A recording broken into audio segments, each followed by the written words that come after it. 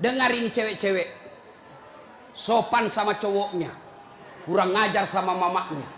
Kalau mamaknya yang kasih tahu, apa sih mamak tahu, itu kan dulu.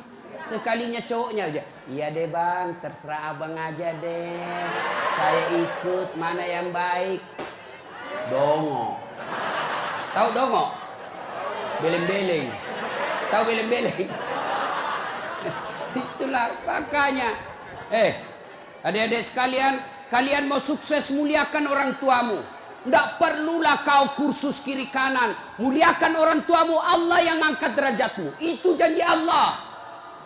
Biar kau sekolah tinggi-tinggi, tapi kau tidak hargai bapakmu, kau hina orang tuamu, bisa jadi kau dapat kerja, tapi kerjaan yang kau dapat makin jauhkan kau dari agama. Bisa jadi perusahaanmu lancar, tapi perusahaanmu justru menyeret kau masuk gampang neraka. Ada orang tidak cerdas, tidak terlalu berkualitas dirinya, tapi dia muliakan orang tuanya, Allah angkat derajatnya. Maka adik-adik, muliakan orang tua, enak hidupmu. Itu tadi model anak sekolah. Kalau kita model yang sudah punya istri, bagaimana modelnya Ustadz durhakanya? Takut sama istrinya. Dapat rezeki, suaminya bilang, bu, sudah lama kasihan ini nomor antrinya bapak, mau haji tidak dapat-dapat, ini ada kasihan duit, bagaimana kalau kita kasih umroh dulu ibu, bapak kita kasih umroh dulu di kampung. Apa langsung dia bilang istrinya, apa? Bapakmu terus. Apa? Mamamu terus. Langsung dia bilang suaminya, sudah Mipalek, terserah kau. Ada begitu di sini? Ada. Beleng-beleng. Apa kamu takut sama istrimu? Nawamu semua dia kau ambil semua.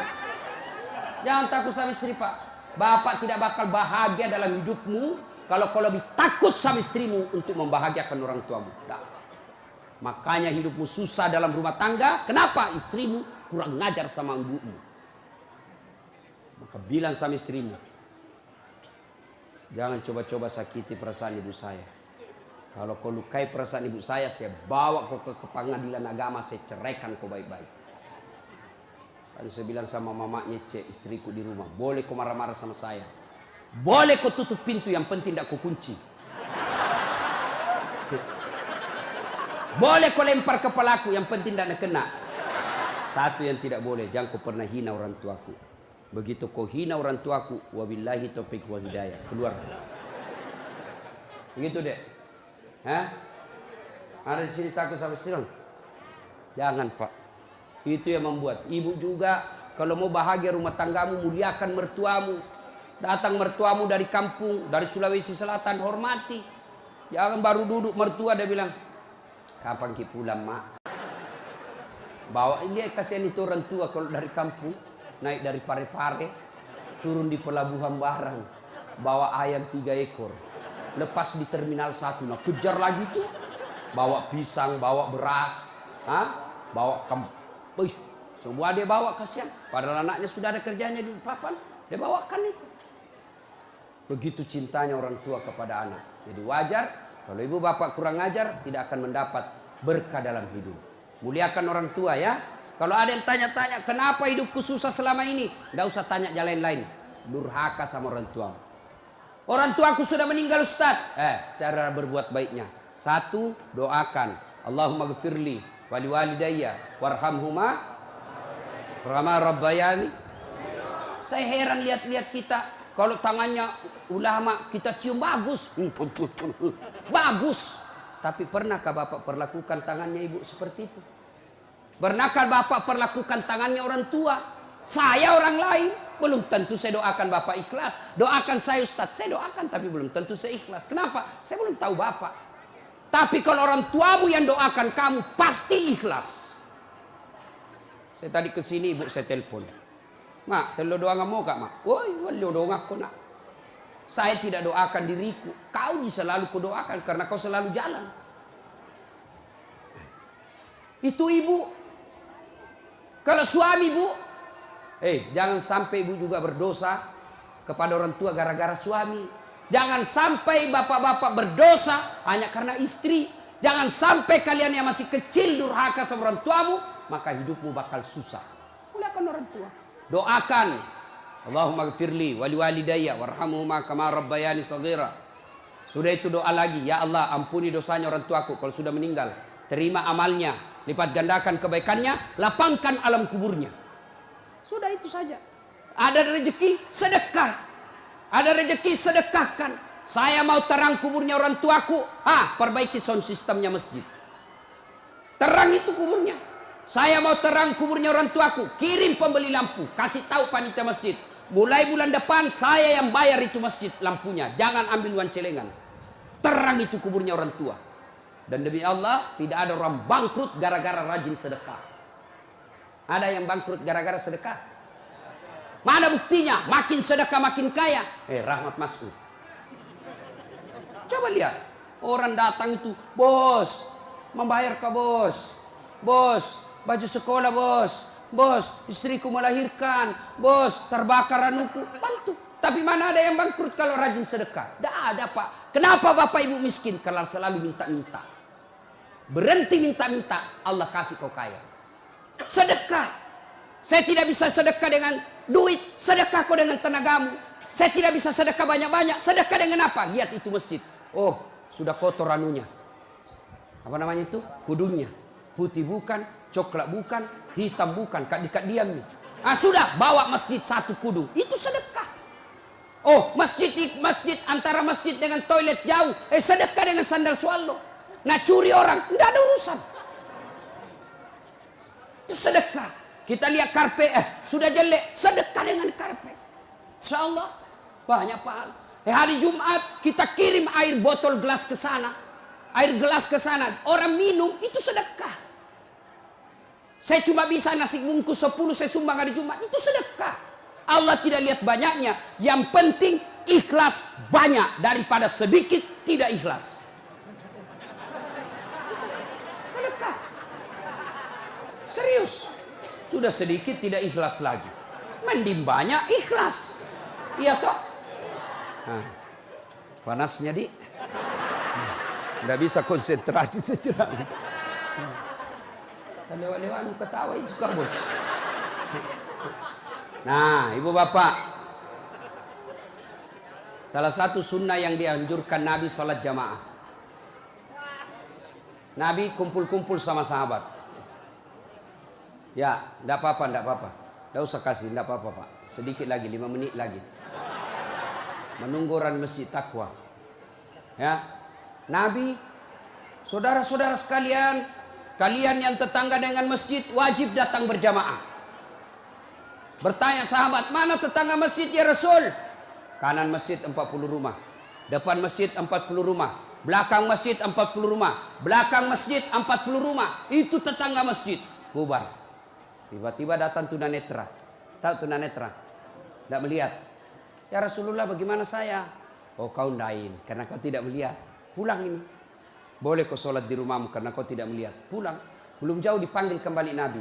Ya fulan, ta'al. Sini kau dulu. Kenapa? Kau dengar azan di masjid. Saya dengar ya Rasul. Kalau begitu kau wajib datang berjamaah di masjid. Zaman Nabi tunanetra wajib berjamaah karena dia dengar azan di masjid. Kalau ini hadis diterapkan Pak, penuh ini masjid jamaah. Kenapa? Kalau azan di menara sampai di ujung-ujung rumah dia dengar. Dan alhamdulillah masjid selalu ramai jamaahnya Pak. Terutama kalau subuh. Penuh sampai di luar. Tidak ada di dalam.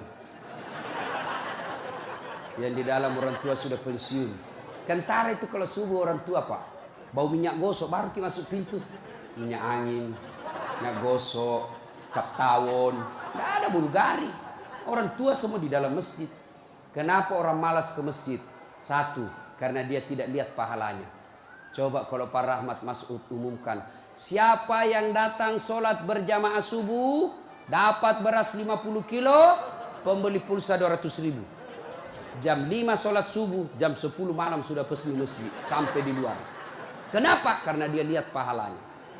Yang kedua, kenapa orang malas ke masjid? Karena dia tidak tahu pahalanya. Dengar bapak-bapak ini, terutama kita yang sudah muka-muka sakaratil maut ini, yang sudah tua ya.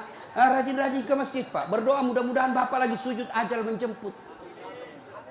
Apa keutamaan berjamaah di masjid? Satu, kalau hujan, basah baju, atau kena debu melengket di badan, ke masjid, bajunya yang basah itu melindungi dia nanti pada masa. Tahu mantel, Pak? Hujan, kalau hujan pakai payung. Apa tujuan itu payung? Supaya Bapak tidak kena air. Supaya ibu tidak kena air kalau pakai baju mantel. Begitulah fungsinya baju yang basah. Ketika Bapak ke masjid dan gerimis, basah baju itu Bapak yang melindungi Bapak agar tidak disentuh api neraka. Sudah. Coba jangan juga salah paham. Teman-teman sudah dengar begini, hujan keras dia buka payungnya. Pergi di jalan, belen-belen namanya itu. Ya. Apalagi keutamaan berjamaah di masjid? Kata Nabi, kalau kau wudhu dulu, lalu kau datang ke masjid, langkah-langkah kakimu adalah jihad fisabilillah. Melangkah kaki kanan, 1 pahala dicatat. Melangkah kaki kiri, gugur dosa kecil. Jadi kalau 300 rumah masjid, dari rumah tak dari masjid, 300 meter, kali 2, 600 meter. Berapa langkah kaki itu Bapak dapat? Apalagi kalau Bapak jalan begini. Berapa langkah kaki itu? Iya toh. Apalagi kalau Bapak keliling-keliling dulu ke kampung baru. Sampai di sini, selesai orang sholat dong. Apalagi keutamaan berjamaah di masjid. Seluruh materi yang kita lewati, pagar, tembok, dinding, aspal, tumbuhan, semua jadi saksi. Dia akan berkata, ya Allah, jangan kau masukkan dia neraka, masukkan dia surga. Saya saksinya. Tanggal 26 November dia datang berjamaah masjid. Saya yang lihat. Itulah sebabnya kalau kita sholat jamaah, kalau kita datang ke masjid, setiap kita sholat sunnah di masjid, 2 rakaat pindah lagi. 2 rakaat pindah lagi. Supaya apa? Tambah banyak saksinya di akhirat kelak. Itulah sebabnya Nabi menganjurkan, kalau kau ke masjid, lain jalan waktu pergi, lain pula jalan waktu pulang. Ini amalkan, Pak. Amalkan, itu sunnah. Bapak datang masjid dari pintu sana, pulang dari pintu sana. Itu makin banyak saksi di akhirat.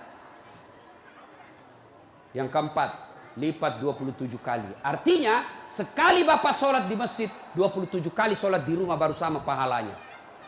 Apalagi, kalau di masjid ada disebut doa bersama. Mungkin di rumah Bapak susah sholat. Mungkin di rumah banyak godaan. Mungkin di rumah ibu bingung. Ini saya sudah tahiyat atau belum? Ini sudah 2 atau 3. Ini apa? Kalau di masjid aman. Tidak ada kecemasan seperti itu. Nah, itu datang ke masjid. Yang berikutnya, yang membuat orang malas ke masjid.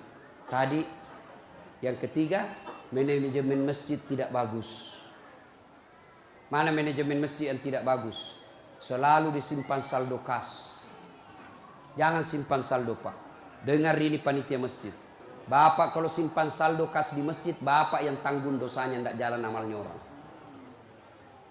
Saldo kas 80 juta. Jangan simpan.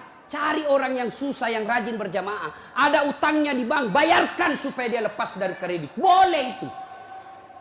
Baru dia suruh cicil ke masjid. Kalau dia di bank berbunga, makin susah hidupnya. Boleh. Saldo kas 80 juta. Kita mau kencing tidak ada air.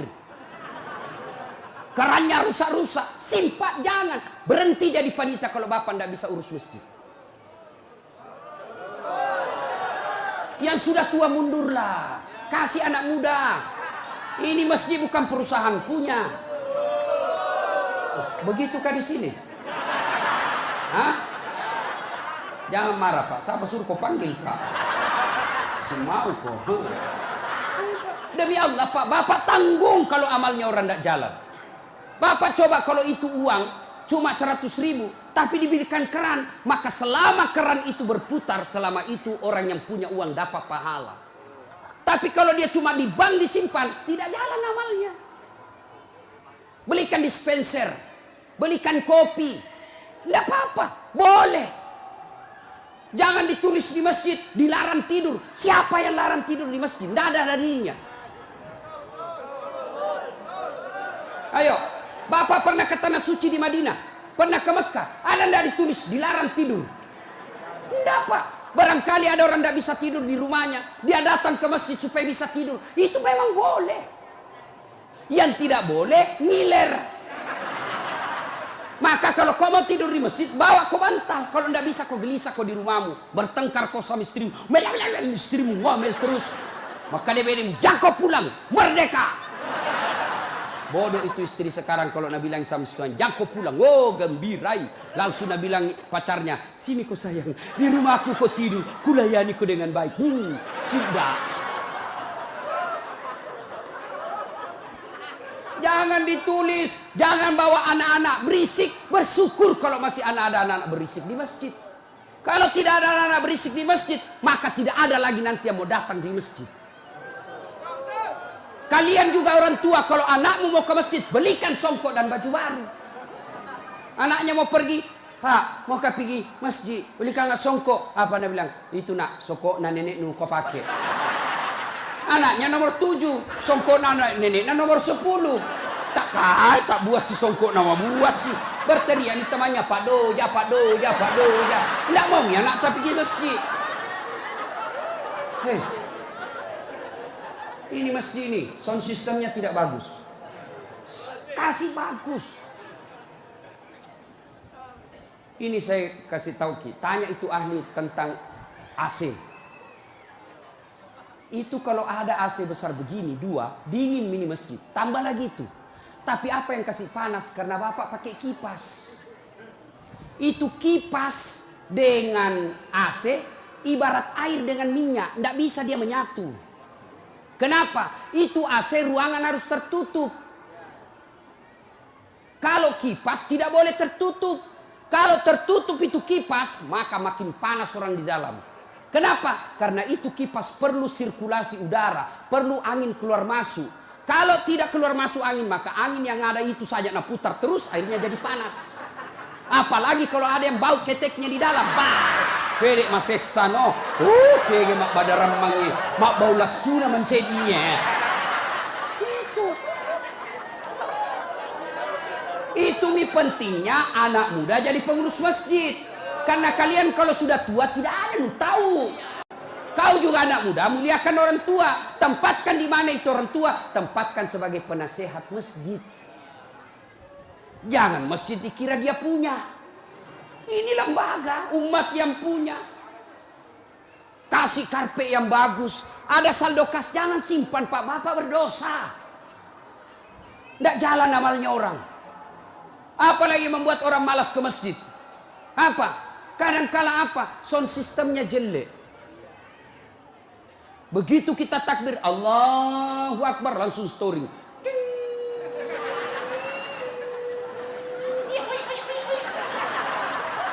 Mau ki perbaiki, sudah maki takbir, terpaksa si tangga ki.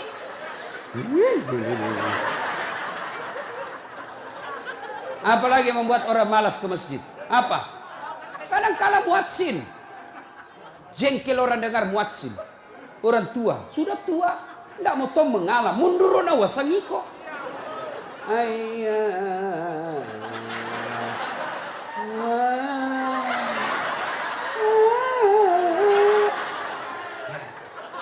Nah mudah dari iya siro tomato, iya siro. Ayo coba. Iya. Apalah yang membuat orang malas ke masjid? Kadang-kala penceramah. Kita di rumah sudah bertengkar istri. Di kantor mumet pikiran. Kita datanglah ke masjid dengar ceramah. Mudah-mudahan kita dapat pencerahan. Ini bukan pencerahan. Nak kasih takut kita terus. Dibakar pantatmu. Ditusuk. Udah bilang tak boleh.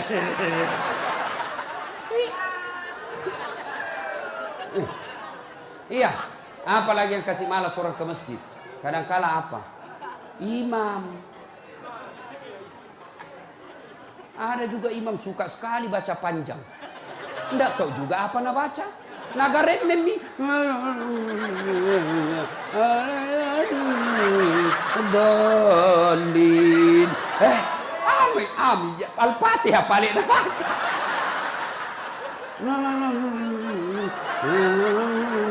Dalin. Malam petoni tidak jelas. Makanya kata Nabi, kalau kau jadi imam, dengar ini Pak Imam.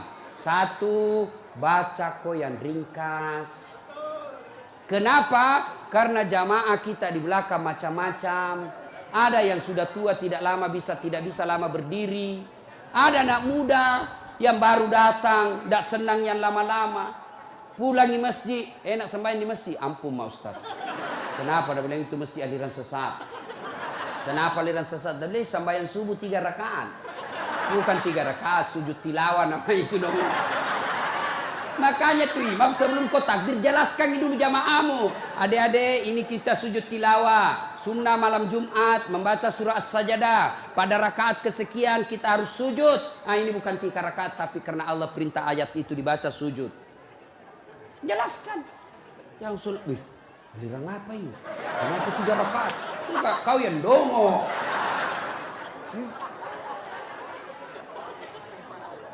Tidak bisa orang lama-lama di belakang Pak. Mungkin ada orang mati yang ya karena dia tobat usia senja. Tidak bisa lama kasih berdiri. Batena musessa.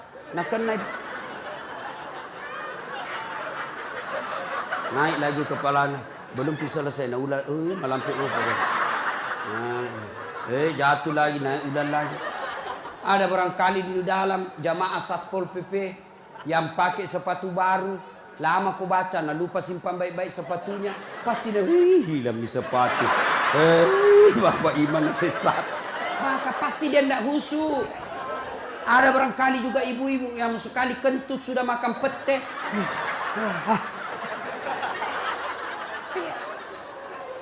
Ya, yang kedua kata Nabi, kalau kau jadi imam, baca yang umumnya orang hafal.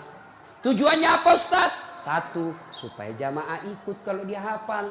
Coba kalau kita imam baca Al-Fatihah, kita ikut juga toh. Kenapa? Karena kita hafal. Tapi coba imam membaca surah Al-Baqarah ayat 10 sampai 120. Nah, imam sibuk dengan bacanya, kita sibuk dengan hayalan tak. Mau ikut, tidak dihafal. Mau ruku, belum ruku, terpaksa dibaca semua pengumuman masjid. Keadaan keuangan masjid, saldo kas pengeluaran, sumbangan dari haji, dibaca semua. Belum selesai ini sudah dibaca satu palampang ini, satu ini dibaca lagi Persatuan Guru Republik Indonesia. Belum selesai imam dibaca lagi bajunya tim sukses Rahmat Masud, calon wali kota Balikpapan. Semua Pak dibaca. Siapa salah? Imam. Ada ini cerita gini, wallahu alam benar atau tidak. Ada penghafal Quran, dites bacaannya. Nah, kau imam, kau mau dengar bacaan imam lah dia. Dia baca betul yang susah. Hanya dia yang tahu. Tiba-tiba jatuh cicak kepalanya. Tas silang itu, stres. Orang stres hilang bacaannya. Apa sambungannya ini ayat? Mau ruku, tidak tahu apa sambungannya? Tidak ada tuh bisa bantu. Terpaksa Nabi bilang imam, tolong bantu di belakang. Nabi bilang di belakang, saya juga tidak tahu. Tiba-tiba berteriak anak muda. Dia bilang, kalau begitu ya sudah, ya Allahu Akbar. Siapa salah? Siapa salah? Siapa salah? Ini waktuku kuliah ini, kisah nyata. Waktu saya KKN. Belum Pak jadi ustaz waktu itu. Ada temanku, baru kenal ceritanya ini. Pikir sholat di posko. Dia pakai gamis. Baju baju ustaz. Aku bilang, alumni pesantren ini. Ya imam, dialah imam. Al-Fatihah lancar. Begitu dia baca Al-Kafirun, aku bilang macam apa?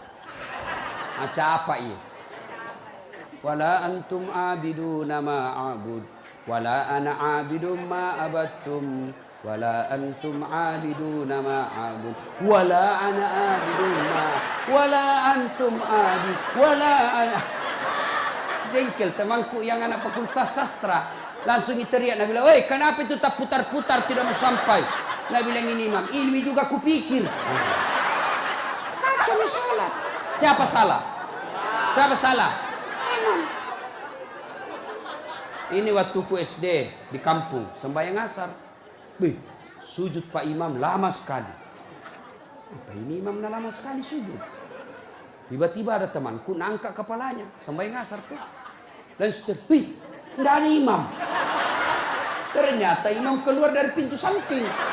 Kacau sholat bubar, tidak ada imam. Selesai sholat ditanya, Pak Imam, kenapa kau tinggalkan saf? Nabi bilang, kentut kanan. Pak Imam, lain kali kalau Bapak Imam kentut, kasih bangun dulu supaya dilihat kau pergi.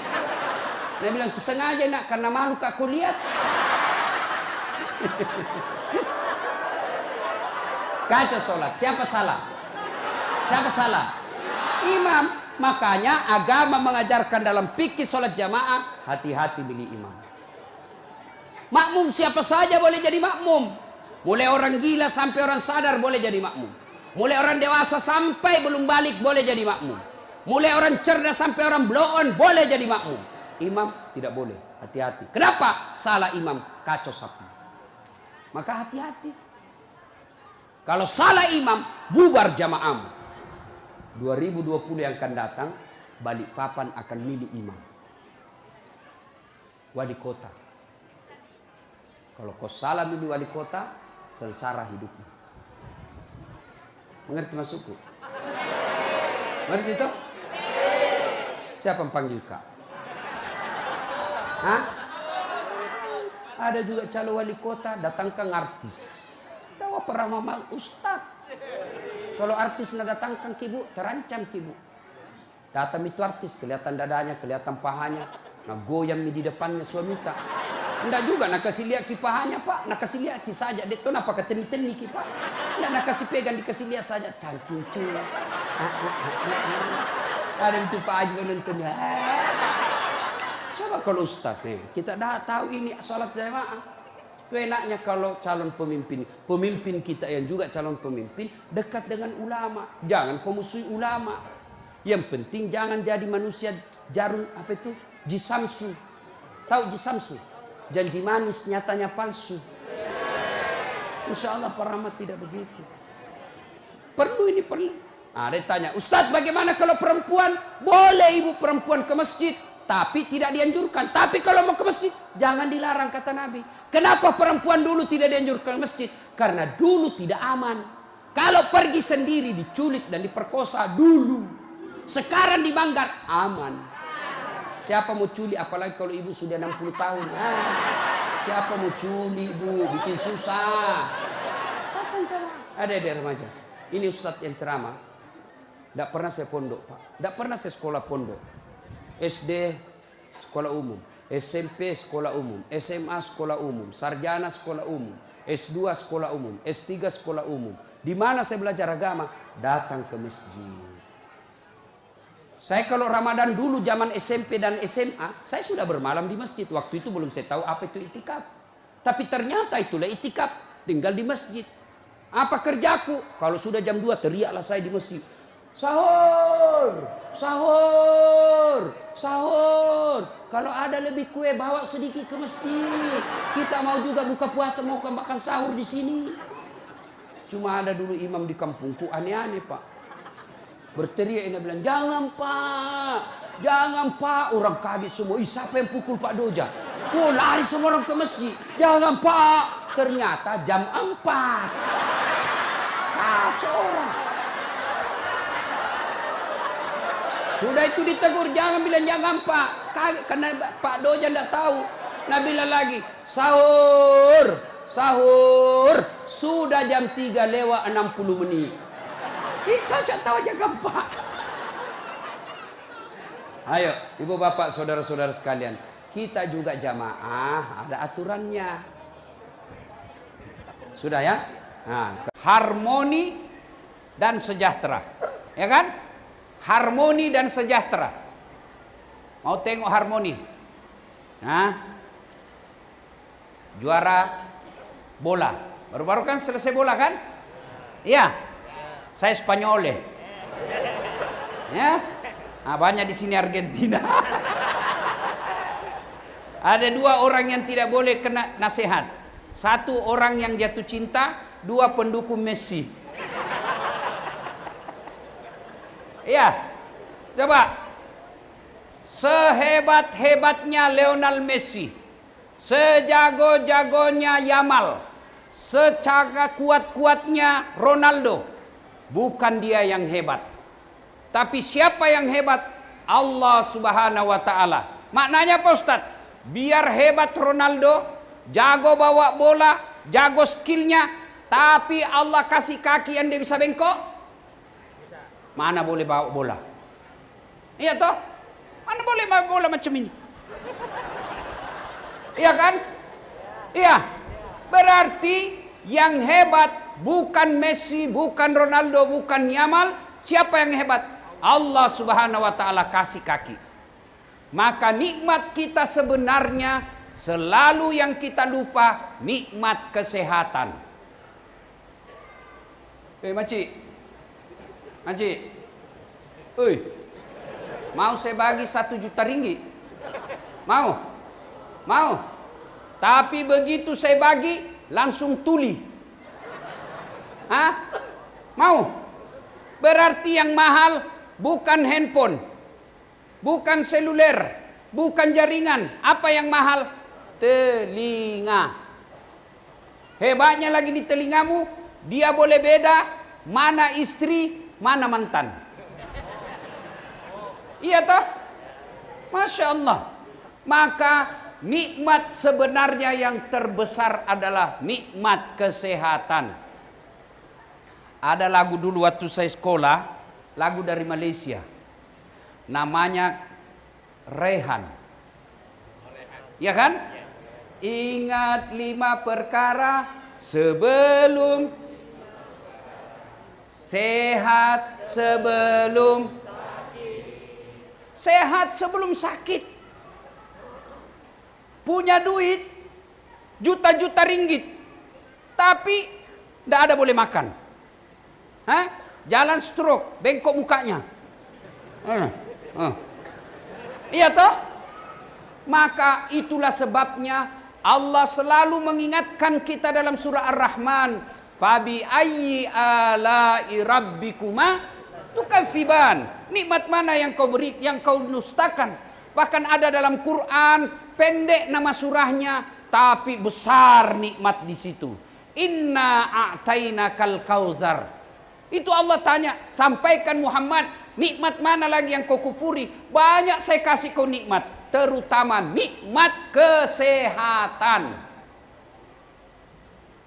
Maka pertama hikmah bola kita ambil malam ini, bukanlah mereka yang jago, tapi karena Allah kasih kaki yang boleh bengkok, mata yang boleh tengok bola, telinga yang boleh dengar. Tuh, nikmat semua dari Allah. Ya. 2. Bercerita tentang harmoni. Sepak bola sejago-jagonya Yamal, sehebat-hebatnya, siapa namanya yang keriting itu panjang rambutnya? Ya itu Surella. Ya Micurella. Itu yang rambutnya itu keriting-keriting begini. Yang asis akhirnya gol. Ya kan? Sehebat-hebatnya dia atau Lionel Messi, Ronaldo sendiri lawan 11 orang. Hancur Ronaldo.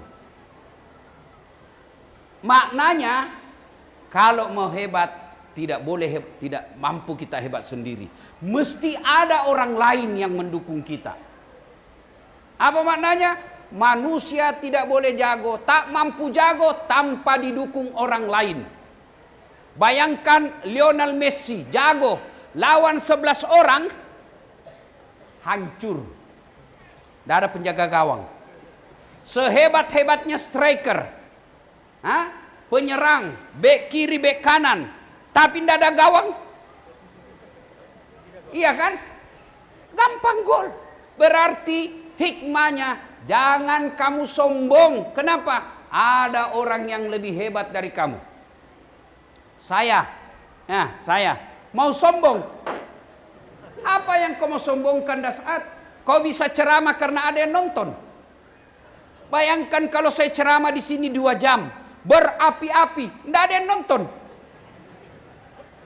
Lewat WB Ridwan, Ustaz beleng-beleng. Ceramah sendiri, iya kan? Ini 2, ada YB di sini. Jangan sombong.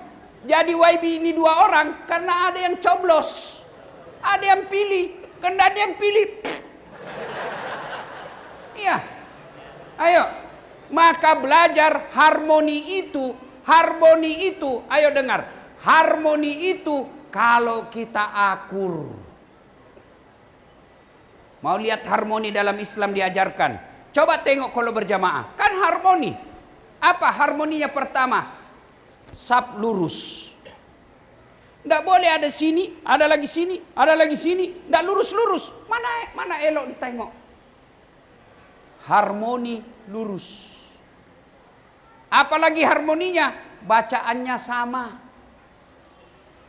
Bayangkan kalau kita sholat pakai bahasa masing-masing. Yang imam orang Arab, dia takbir pakai bahasa Arab. Allahu Akbar.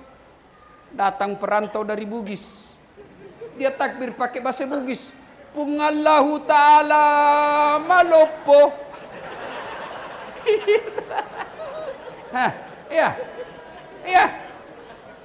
Datang juga orang Minangkabau, penjual nasi Padang, dia takbir pakai bahasa Padang. Allah nan gadang. Ada juga penjual martabak dari Jakarta, dia takbir pakai bahasa Jawa, Jakarta. Allah gede banget gitu loh. Itu baru 3. Datang juga orang Tenom. Enggak tahulah saya apa bahasanya. Iya kan? Itu baru 3 bahasa. Harmoni itu harus satu. Di Tenom ini ada Jawa, ada Bugis, ada Melayu, ada Kuna, ada Kudasan, dan lain-lain.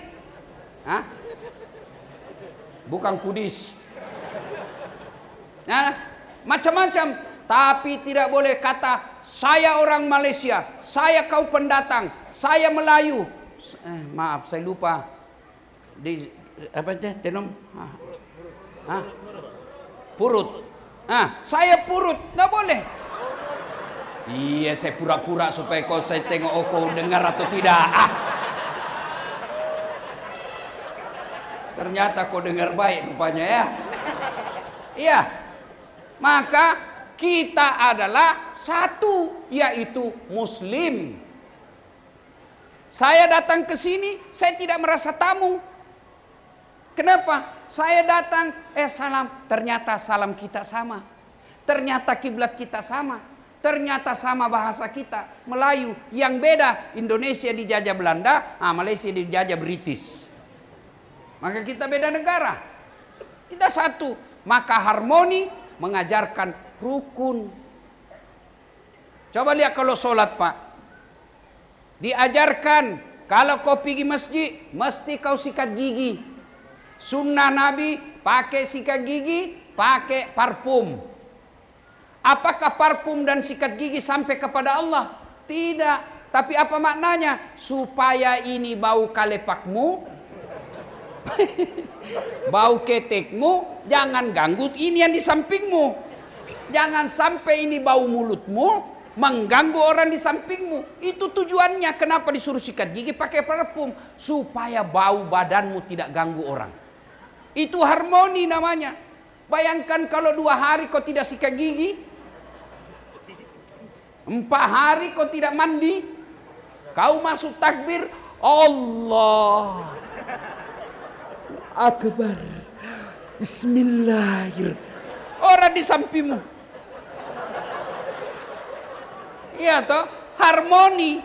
Jadi sebenarnya kalau orang Islam menerapkan nilai-nilai sholat jamaah, insya Allah harmoni hidupnya. Insya Allah damai hidupnya, insya Allah tentram bertetangga. Lalu kenapa banyak orang bermusuh-musuh? Salah satu sebabnya karena sakwa sangka. Sakwa sangka. Itu Dato Ridwan Robin Hood. Mentang-mentang sudah jadi Dato, mentang-mentang sudah jadi YB, di WhatsApp tidak disambut. Yang ketawa saya serius ini. Ya, bukan tidak disambut, banyak betul yang masuk, jadi tidak ditengok. Sangka buruk. Mentang-mentang sudah jadi YB, kita lewat, ndak disambutnya lagi.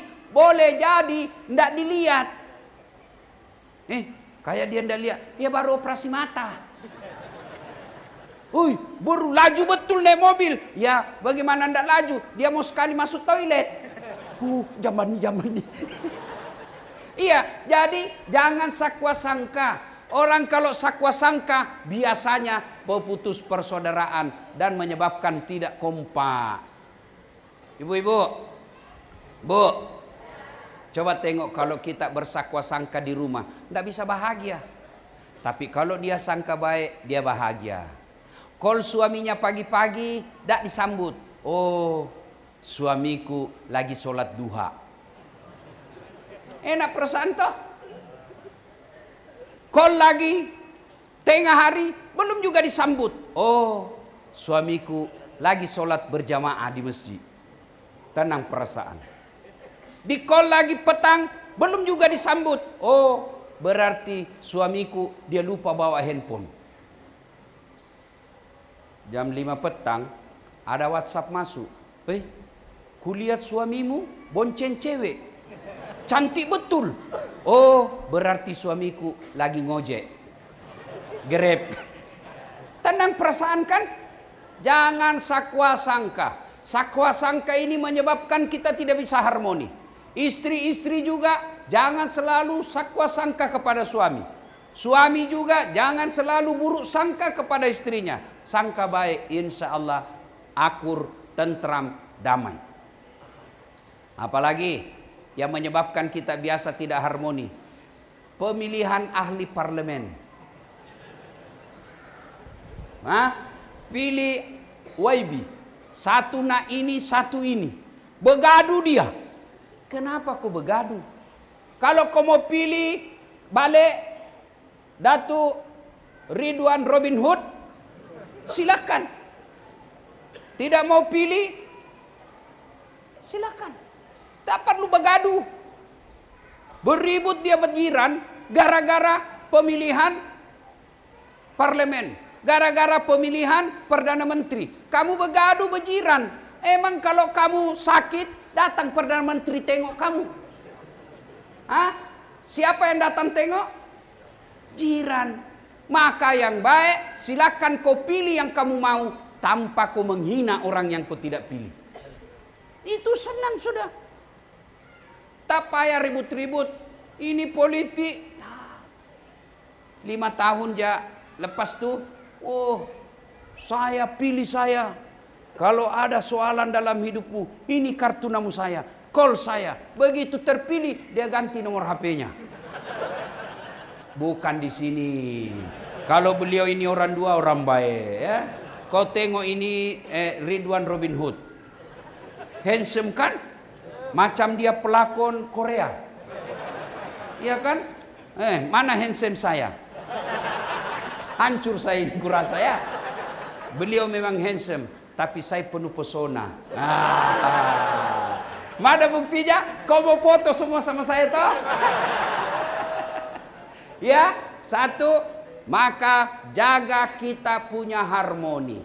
Harmoni bermula dari rumah tangga. Berumah tangga kita akur, maka insya Allah bertetangga berjiran kita akur. Kalau berjiran kita akur, insya Allah satu kawasan akur. Satu kawasan akur, satu negeri akur. Satu negeri akur, maka satu Malaysia akur. Bermula dari rumah tangga. Ibu-ibu, Bu, saya ada tengok rumah tangga kontrak-kontrak. Rumahnya kecil. Begaduh tiap hari sama lakinya. Kalau orang kaya begaduh tiap hari sama lakinya, paling tidak duitnya banyak. Setiap tahun pergi Eropa, wisata. Enak makannya, banyak duitnya. Kalau kita yang sudah miskin, rumah sempit, suami jelek, istri jelek, istri busuk ketek, suami busuk mulu, bertengkar begaduh terus. Kapan kau bahagia? Yang heran lagi, begaduh, hamil lagi.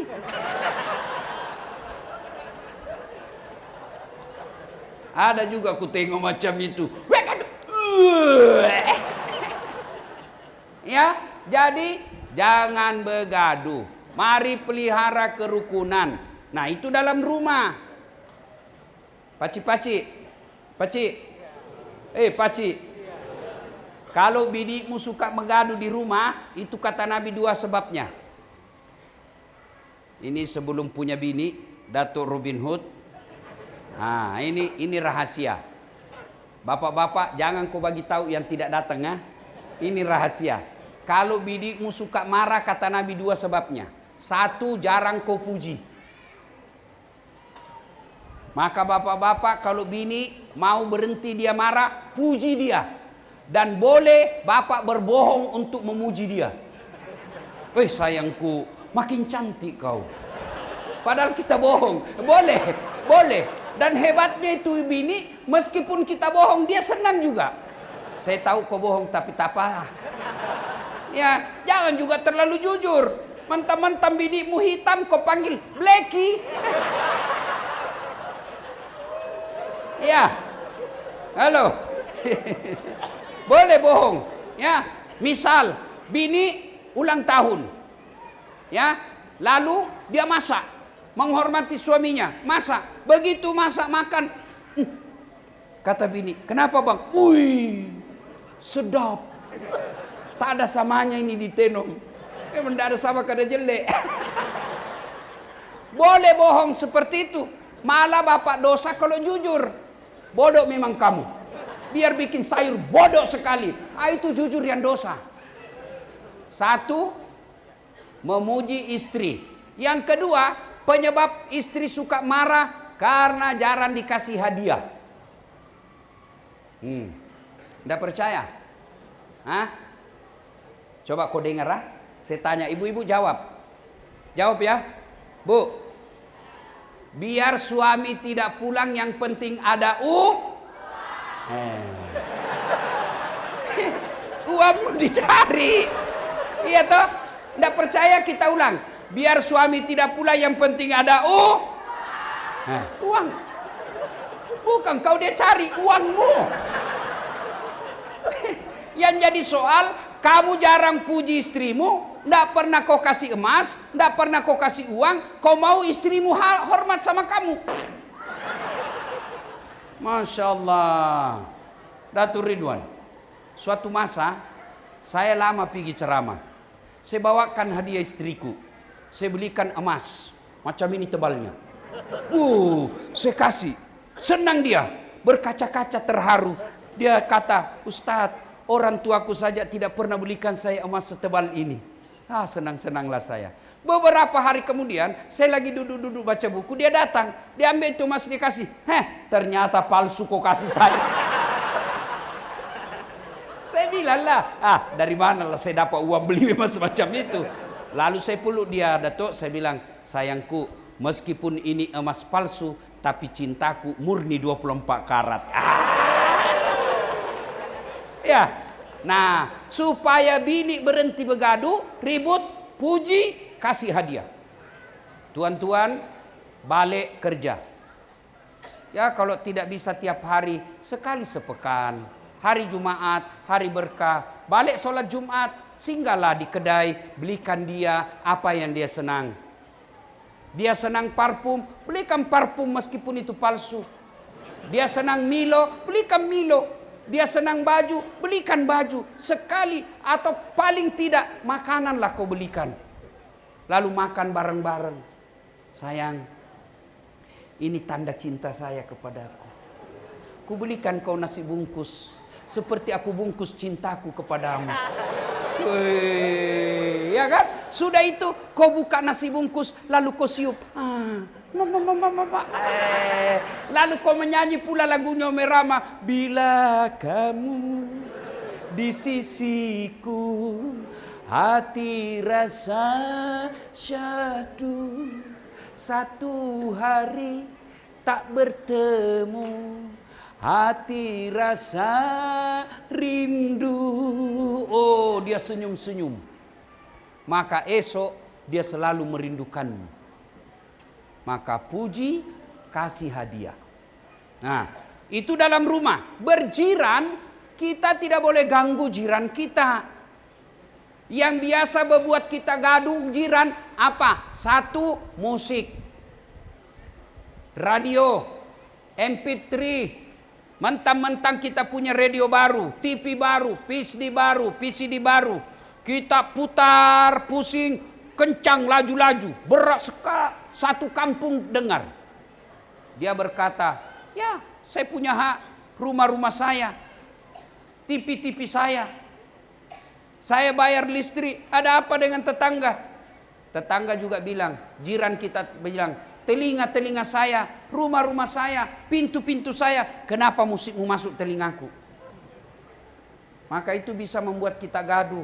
Apalagi yang membuat kita biasa gaduh dalam bertetangga, pagar. Tuan-tuan yang saya hormati, orang yang mengambil tanah jiran, 1 jengkal, kata Nabi, 1 jengkal, kau akan pikul 7 petaka langit nanti di akhirat. Tuan-tuan, lebih baik kita yang diambil tanah daripada tuan-tuan yang ambil tanahnya orang. Kalau ambil tanahnya orang, kamu akan disiksa nanti di kuburmu. Nah, biasa orang bikin pagar curang, kalasi kata Bugis. Macam mana caranya? Nah, dia bikin pagar sini. Ini dulu kayunya, pokoknya sini. Ini kayu sini. Dia perbaiki 3 bulan akan datang, dia putar sini. Sini lagi. Sini lagi. Dia ambil tanahnya orang 30 cm. Ini nanti yang melilit kamu di kuburan. Maka balik pengajian besok, ada yang pernah ambil tanahnya jiran, balikkan. Kebun sawit kah itu, sawah kah itu, jangan ambil haknya orang. Demi Allah, kamu bakal menderita kalau kau serobot tanahnya jiranmu. Jangankan tanah, tuan-tuan, ini pagar, ini pokok mangga, lalu ada rantingnya menyeberang. Ini pagar nih. Ini yang menyeberang, nih, ini halal, tetangga boleh ambil. Kalau sudah menyeberang, pagar. Nah, pelajar saya tanya, Ustadz, macam mana kalau bininya jiran nyebrang pagar? Ah, itu. Jangan pula aku ambil bininya orang. Halal ini. Ya, harmoni. Jadi untuk memelihara harmoni ini, resepnya saling memaafkan, berbesar hati, memaafkan tetangga, memaafkan suami, memaafkan orang. Dan orang kalau saling memaafkan, terjadilah harmoni. Ya, cuma kalau minta maaf itu tidak cukup berkata hari raya Aidil Fitri, mohon maaf zahir dan batin, dunia akhirat. Hihihi. Begini dia. Oh, enggak boleh begitu. Kalau mau minta maaf belum Islam, 1, jabat tangannya. Macam mana kalau dia bukan mahram? Kalau dia perempuan, lelaki, tak payah jabat tangan, cukup seperti ini. Kecuali kalau Imam Ahmad cakap, boleh kalau tidak nafsu. Kalau saya, pelajar saya tidak mau jabat tangan, Datuk. Kenapa? Dia masih muda, saya juga masih muda. Kalau jabat tangan, masa Ustadz nafsu? Iya, saya manusia biasa.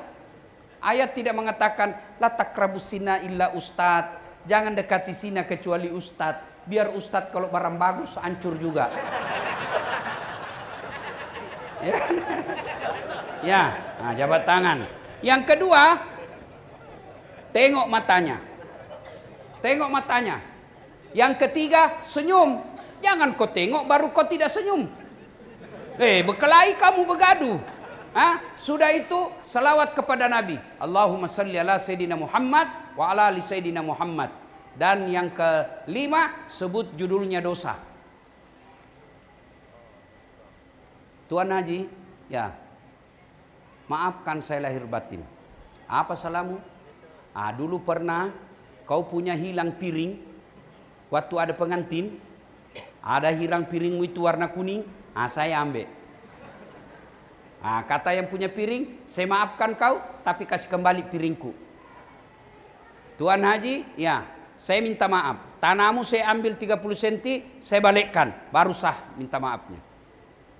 Jadi ibu-ibu, esok-esok kalau suamimu minta maaf, suruh sebut judulnya.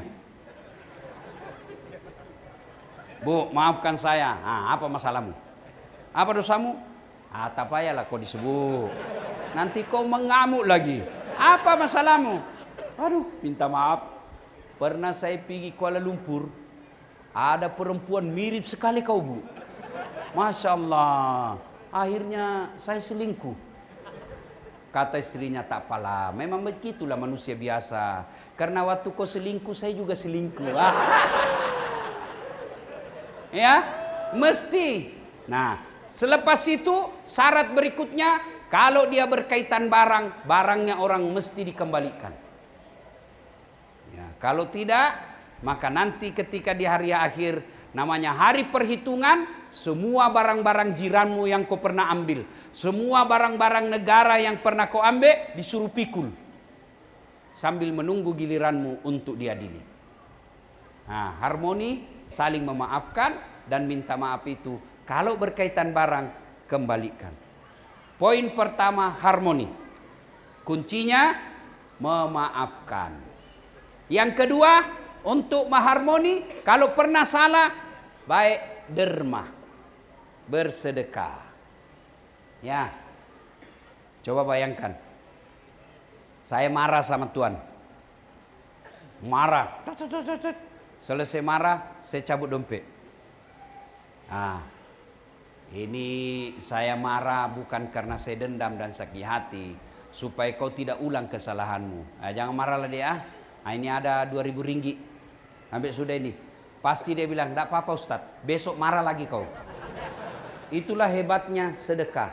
Dia bisa menyambungkan kembali persaudaraan yang putus. Maka bersedekah. Nah, termasuk 2 WIB kita malam ini, kalau mau terpilih kembali, pilih ulang, sedekah. Sedekah Datuk tidak mesti duit. Sedekah adalah datang ke rakyat, tanya apa masalah rakyat, kita bantu di kerajaan. Ada anak sekolah di sini mau sekolah tak ada duit. Saya dengar tadi percakapan beliau dari kereta, banyak membantu pendidikan.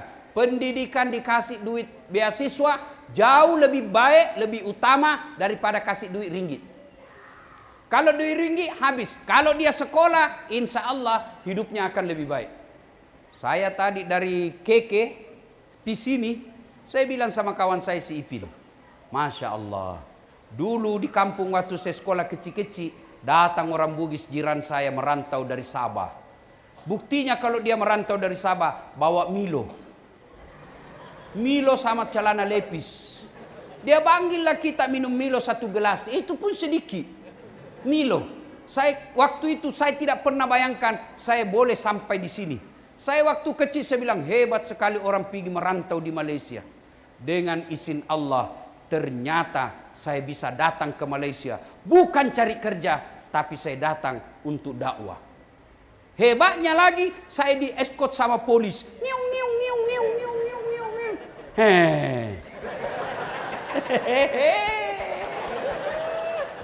Apa sebab? Karena ilmu. Maka 2 ahli parlemen kita menjadi tanggung jawabnya, mau nak beramal, ayo bantu adik-adik kecil kita untuk sekolah. Sekolahkan mereka. Ada cerdas tapi tidak ada duit, bantu mereka. Itulah yang menjadi amal jariah Bapak. Ahli parlemen 5 tahun, beruntung 10 tahun. Kalau tak 5 tahun saja. Tapi kalau ada anak yang kita bantu untuk sekolah, kita sokong kuliahnya, kita bagi beasiswa, gara-gara teken kita, meskipun kita sudah mati, anak-anak yang kita sekolahkan mengirim pahala, itu yang disebut amal jariah. Daripada kau dibagi undi 300 ringgit, tidak juga kau kaya. Tapi kalau kau dapat ahli parlemen yang baik, dia kau pilih bukan karena sogok. Dia kerja dengan baik. Dia bikin peraturan memudahkan anak-anak Sabah sekolah sampai ke England, sampai ke Amerika. Balik dia kampung. Dia bangun kampungnya.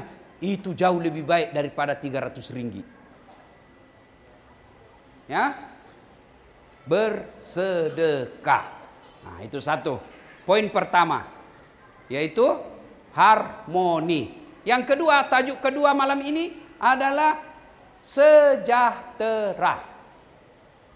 Apa itu sejahtera? Banyak duit? Belum tentu. Apa itu sejahtera? Punya rasa cukup. apa yang dimiliki. Ada orang punya 2 juta ringgit, belum tentu dia sejahtera. Kenapa? Dia selalu merasa kurang.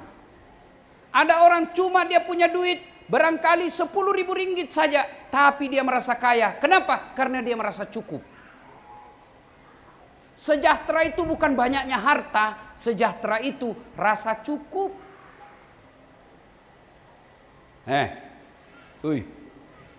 Mau banyak rezeki? Mau? Ini resep saya kasih satu. Ini bukan dari Dasaat, dari Nabi. Ada yang disebut sholat untuk meminta kehidupan dunia. Namanya sholat duha.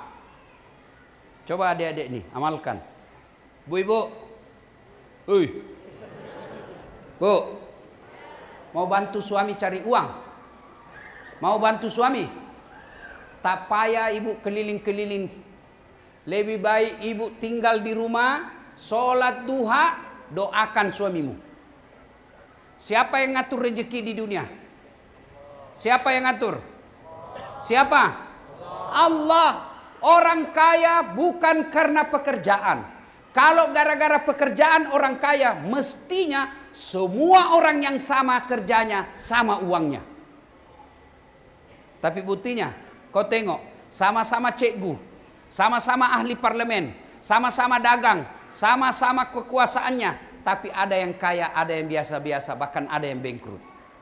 Itu maknanya, siapa yang ngatur rezeki? Bukan kerja, tapi Allah. Karena Allah yang ngatur rezeki, maka mintalah dalam sholat duha. Ustadz, macam mana sholat duha? Sama sholat biasa, cuma beda niat. Kalau sholat tahajud, niatnya tahajud, waktunya malam hari, syaratnya harus sudah tidur. Sholat duha bukan malam. Halo, kokol temanmu jam 9. Halo, ya. Mau apa? Tunggu dulu ya, saya mau sholat duha dulu. Beleng-beleng. Tidak ada orang sholat duha malam. Sholat duha pagi. Pukul berapa Ustadz? Kira-kira pukul 7 pagi sampai menjelang duhur. Kira-kira ya kurang lebih setengah 12. Waktu paling baik jam 8, jam 9. Berapa rakaat Ustadz? 2 sampai 8. Maknanya boleh 2 rakaat, boleh 4 rakaat, bagus 6 rakaat, best, super best 8 rakaat. Macam mana bacanya? Sama bacaan biasa. Sunnah membaca wadduha. Kalau tidak hafal, ya kul-kul saja. Macam mana niatnya? Ini yang selalu tanya ibu-ibu. Apa niatnya? Niat itu tidak harus bahasa Arab. Niat itu tidak harus diucapkan. Boleh dalam hati. Lagi duduk-duduk ini. Adik-adik, kau lagi duduk-duduk. Tiba-tiba kau ingat ceramah Dasaat Latif sholat duha. Saya mau sholat duha deh. Itulah niat. Saya mau tadi duduk berdiri. Saya mau sholat duha. Itulah niat. Tidak mesti diucapkan. Kalau mau ucapkan juga boleh. Usalli sunnatal duha. Raka'ataini lillahi ta'ala. Saya niat sholat duha. 2 rakaat. Sunnah hukumnya bagi saya lillahi ta'ala. Allahu Akbar. Itu pun kau tidak bisa hafal. Kau menghadap kiblat, kau cakap begini saja. Tuhan, sholat duha ya. Allahu Akbar. Jangan ketawa, saya serius ini. Boleh. Ya. 2 rakaat berikutnya ulang lagi. Tuhan, masih seperti yang tadi. Allah. Boleh. Kapan berdoa? Lepas 2 rakaat, sebelum naik lagi 2 rakaat, kau berdoalah. Dan berdoa tidak mesti bahasa Arab. Boleh begini. Ya Allah, mudahkan rezeki suamiku. Mudahkan segala urusannya. Doa minta rezeki. Dengar baik-baik. Ya Allah, kalau rezekinya suamiku masih di atas langit, turunkan. Kalau masih dalam tanah, munculkan. Kalau masih jauh, dekatkan. Kalau masih sedikit, cukupkan. Paling penting, berkahkan. Coba. Boleh bahasa itu. Bahkan boleh paling gampang begini. Ya Allah, Engkau sudah tahu apa yang ku mau. Maka kabulkanlah ya Allah. Amin. Boleh. Daripada kau bahasa Arab tidak tahu artinya. Amin. Bingung malaikat. Apa maksudnya ini adik? Dia minta rezeki, ternyata doa yang dia minta adalah doa sembuh dari penyakit. Tidak mesti bahasa Arab, boleh bahasa apa saja, boleh. 2 rakaat salam, 2 rakaat salam, sampai 8. Ibu selesai sholat duha, WhatsApp suamimu, abang, jangan kau galau, jangan gelisah, tak payah kau cemas cari nafkah. Baru saja aku doakan kau dalam sholat duhaku, semoga Allah memudahkan rezekimu. Salam sayang selalu dari istrimu di rumah. Masya Allah. Pernah WhatsApp suamimu macam itu, Bu? Pernah? Paling ke WhatsApp, jangan lupa singgah beli gas. Ya, sholat duha. Yang kedua, hikmah dari ini kalau mau sejahtera, mesti kerja. Berdoa di masjid siang malam, ya Allah bukakan rezekiku, ya Allah tambahkan uangku, ya Allah mudahkan supaya saya bisa rumah. Tapi kau tidak pernah bekerja. Memang itu uang jatuh dari sini. Muncul uang. Bah, itu beleng-beleng. Tidak mungkin. Tapi dari mana itu duit? Mesti kerja. Dengar, Allah tidak mewajibkan berhasil. Allah meminta bersungguh-sungguh bekerja. Hasil serahkan kepada Allah. Itulah hikmahnya sepak bola, adik-adik sekalian. Kau tengok itu waktu Mesir lawan Argentina. Iya toh? Penguasaan bola 80% Mesir. Gol siapa duluan? Mesir. Tapi hasil akhir Argentina. Meskipun ada bilang culas situasi. Kalasi. Jadi hasil Allah yang tentukan. Maka bekerja saja bagi kita orang Islam. Cara supaya berkah itu pekerjaanmu, saya bagi kau ilmu. Setiap mau keluar rumah, sudah sholat duha, jam 8 atau setengah 7, setengah 8. Sholat duha, selesai sholat duha, masih ada wudukmu. Pakaian kau yang islami, jangan pakaian yang sempit-sempit. Sudah itu, duduk dulu di kursi, kau duduk dulu di kursi baca doa. Inna sholati wa nusuki wa mahyaya wa mamati lillahi rabbil alamin. Lalu keluar, pas di pintu baca bismillahi tawakkaltu alallahi la haula wala quwata illa billah. Kaki kanan dulu, maka insya Allah kamu cari nafkah dalam lindungan Allah dan langkah-langkah kakimu jihad. Begitu kau sampai di kebun sawit, kena patokan ular, cuk, mati syahid. Tidak mesti ke Palestina. Kenapa mati syahid? Dia sudah cakap, inna sholati, sesungguhnya solatku, wa nusuki, ibadahku, wa mahyaya, hidupku, wa mamati, dan matiku lillahi rabbil alamin. Saya serahkan segalanya kepada Allah. Bismillahi, dengan nama Allah. Tawakkaltu, saya berserah diri. La haula wala quwata illa billah. Tidak ada daya dan kekuatan kecuali datangnya dari Allah Subhanahu wa taala. Maka insya Allah cari nafkahnya jihad fisabilillah. Cari nafkahnya dinilai ibadah. Nah, supaya itu yang satu tadi ya, kerja, sholat duha. Yang ketiga, supaya murah rezeki, silul arham, sambungkan persaudaraan. Saya selalu bilang, Datuk, saya ini tidak banyak uang, tapi banyak temanku. Temanku banyak uangnya.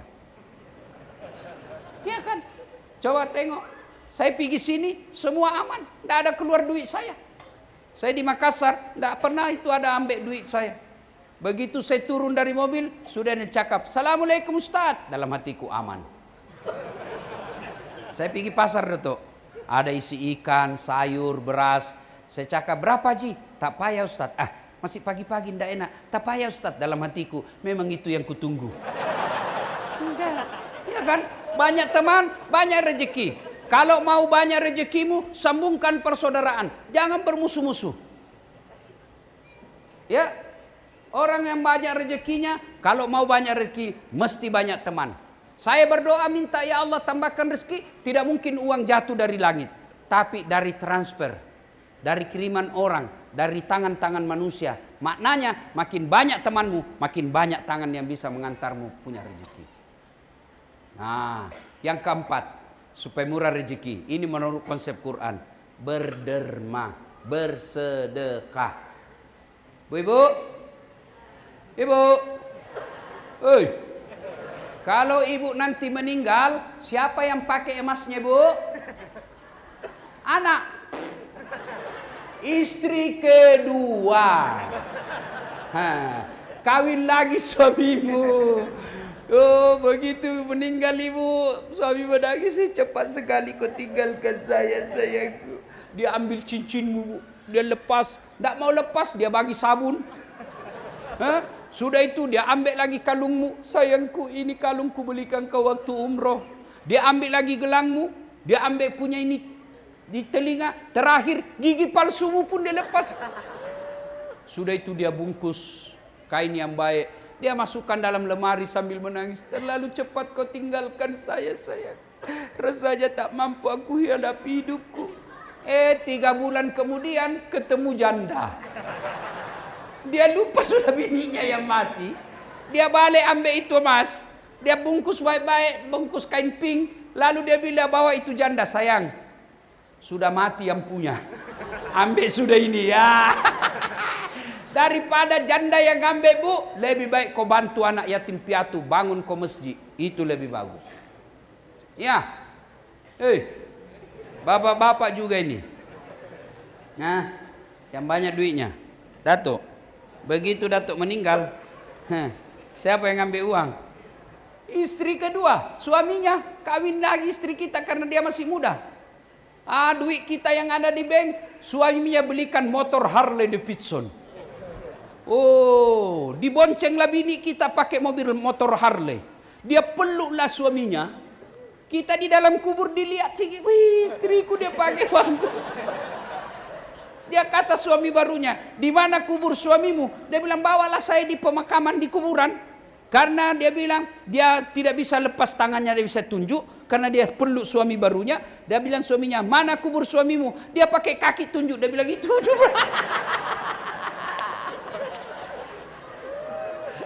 Ya, maka sedekah. Adik-adik, jangan kau tunggu kaya dulu baru sedekah. Kau sedekah dari sekarang. Meskipun 1 ringgit. Kamu pergi masjid, ada duit 20 ringgit. Masukkan 1 ringgit ke masjid. Niatkan, ya Allah gantikan saya lebih banyak supaya saya bisa bantu orang susah. Supaya saya bisa bangun panti. Supaya saya bisa bangun asrama sekolah. Niatkan. Mintalah. Alhamdulillah sini semua saya tengok rajin sedekah. Ya, derma. Insya Allah tidak ada orang bangkrut gara-gara derma. Maka bersedekahlah. Bapak Ibu tuan-tuan yang saya muliakan, karena waktu sudah habis. Inilah tausiah kita, mudah-mudahan ada manfaat. Terima kasih YB Dato Ridwan Robin Hood yang telah menjemput saya datang ke tempat ini. Saya berdoa mudah-mudahan Datuk sehat walafiat, murah rezekinya, bahagia keluarga, insya Allah diwafatkan dalam keadaan Islam. Dan yang lebih penting lagi, terpilih balik insya Allah. Amin. Terima kasih, mudah-mudahan ada manfaat. Mohon maaf jika ada kata dan kalimat yang tidak nyaman di hati. Mudah-mudahan Allah mengampuni saya. Tuan-tuan memaafkan saya. Saya rasa ini macam selebriti saya ini. Masya Allah ya. Lebih dan kurangnya mohon dimaafkan. Usikum wa nafsi bitaqwallah. Fastabikul khairat. Saya tutup ceramah saya dengan berpantun. Bilang cakep ya. Cakep. Dari mana datangnya cinta? Dari Facebook turun ke WA. Dari mana datangnya kecewa? Setelah ketemu ternyata berbeda. Satu lagi. Untuk apa berkain batik? Kalaulah tidak berbaju kebaya. Untuk apa berwajah cantik? Kalaulah hanya membawa bahaya. Terima kasih. Usikum wa nafsi bitaqwallah. Assalamualaikum warahmatullahi wabarakatuh.